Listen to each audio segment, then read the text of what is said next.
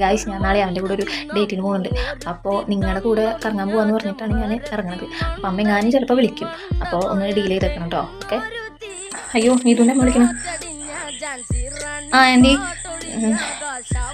എനിക്കറിയില്ല ആൻറ്റി, എനിക്ക് ഇന്നലെ തലവേദനയായിരുന്നു, അതുകൊണ്ട് ഞാൻ പോയില്ല.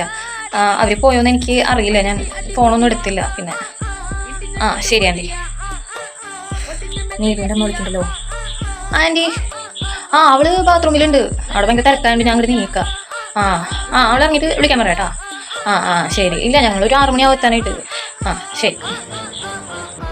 Hello aunty. ഞാനാ.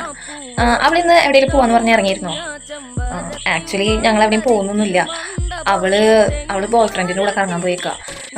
എനിക്ക് ആൻറ്റീനോട് ഇത് പറയണമെന്ന് തോന്നി. ആൻറ്റീനെ ഞാൻ അമ്മേനെ പോലെയല്ലേ കാണുന്നത്. അപ്പം അതുകൊണ്ട് ആൻറ്റി ഇത് ചോദിച്ച് ചൂടാവാനൊന്നും നിൽക്കണ്ട. ജസ്റ്റ് ഞാൻ പറഞ്ഞതേ ഉള്ളൂ, ആൻറ്റി അറിയാതിരിക്കരുതല്ലോ. അതുകൊണ്ട് ഞാനാ പറഞ്ഞെന്ന് പറയില്ല കേട്ടോ.